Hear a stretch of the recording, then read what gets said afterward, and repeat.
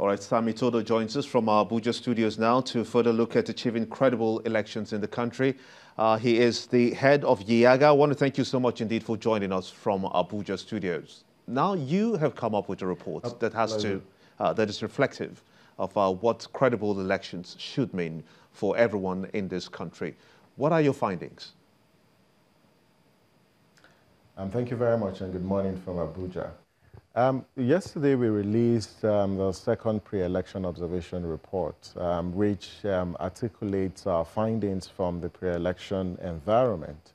At YIAGA Africa Watching the Vote, we've deployed about 822 observers, long-term observers in all the 774 local governments, and they're observing political campaigns, assessing the political temperature across the different local governments and also sharing the reports. There are 5 key fundamental findings from this phase of the report. The first is the increasing rate of the purchase of permanent voters card by different political actors. And as we speak, we can confirm that in about 15 states, PVCs are being purchased by political actors, and they are purchased for as high as 10,000 to 20,000 naira. We confirm that from about 13 states, and that's one of our findings, and that creates a lot of worry for the integrity of the 2019 elections, because why are politicians buying PVCs from voters for as high as 10,000 and 20,000? The second is around the increased, the early warning signs of violence are very apparent in different parts of the country. There is increasing rate and incidence of vandalization and destruction of properties belonging to candidates as well as political parties. In the Northwest region, that recorded the highest prevalence rate of this level of violence, where about 25%, creates a lot of worry. And so hate speeches and violence and vandalization and destruction of properties belonging to candidates and political parties on a high increase from the first pre-election observation report that we released. The third major finding as well is the fact that the intensity of the political campaigns are increasing. But across the nation, only 2 parties have dominated the space, the campaign space, and it's the ruling APC and the PDP. Both parties are visibly involved in campaigns in all the 774 local governments. However, our findings show that the APC and the PDP are actually at loggerheads. In the Northwest region, the campaigns seem to have heightened and seem to have increased. But at the southwestern part of Nigeria, there seem to be low level of campaigns going on within the southwestern states, particularly for these 2 parties, because we are actually monitoring the campaigns of 4 political parties: the All Progressive Congress, the People's Democratic Party, the Social Democratic Party, and the African Democratic Congress, the ADC. The 4 fundamental issues: the violence against women in elections. It's actually on a high increase across the country. And women are not only intimidated, but there are hate speeches and incendiary statements that demean women and limit their participation in the political process. And that creates a source of worry. And so we can see that from these issues that we've highlighted in this report, the integrity of the 2019 elections is under threat. First, if you look at the voter accreditation process, and part of the recommendations we have made, that there is need for INEC to actually assure Nigerians of the measures it has in place to secure or safeguard the voter accreditation process. And over the months, over the few weeks, over the last few weeks, there have been reports about permanent voters card being purchased by politicians.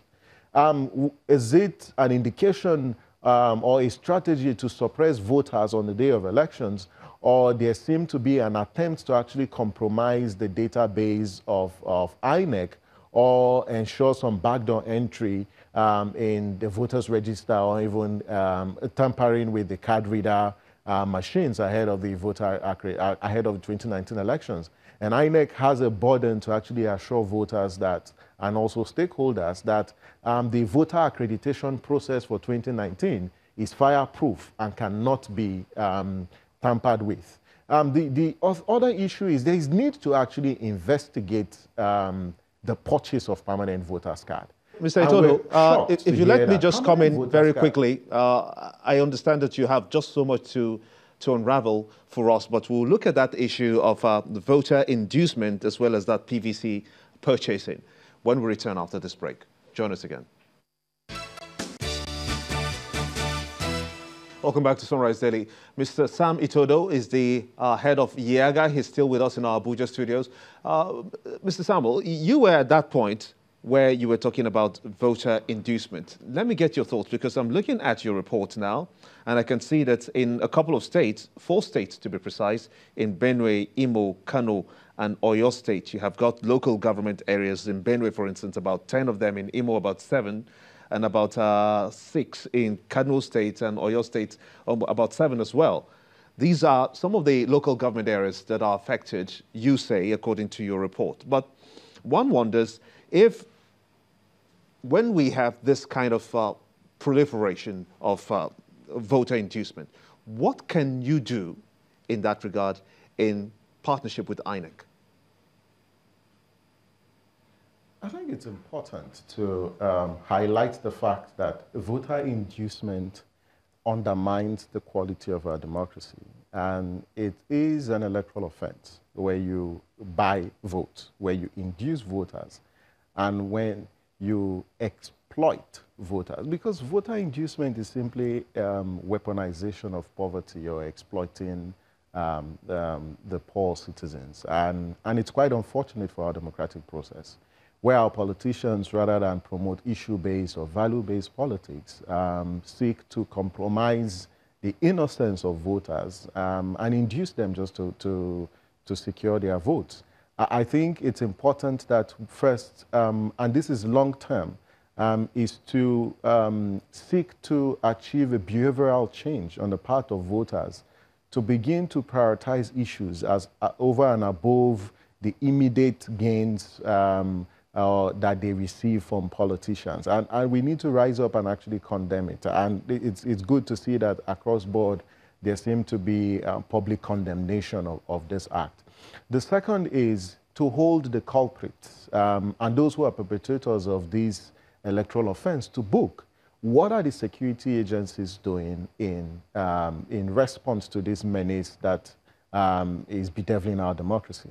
I think that our security agencies need to rise up to the occasion where politicians intentionally or unintentionally seek to compromise voters with money or gifts, and they rise to the occasion and arrest those politicians.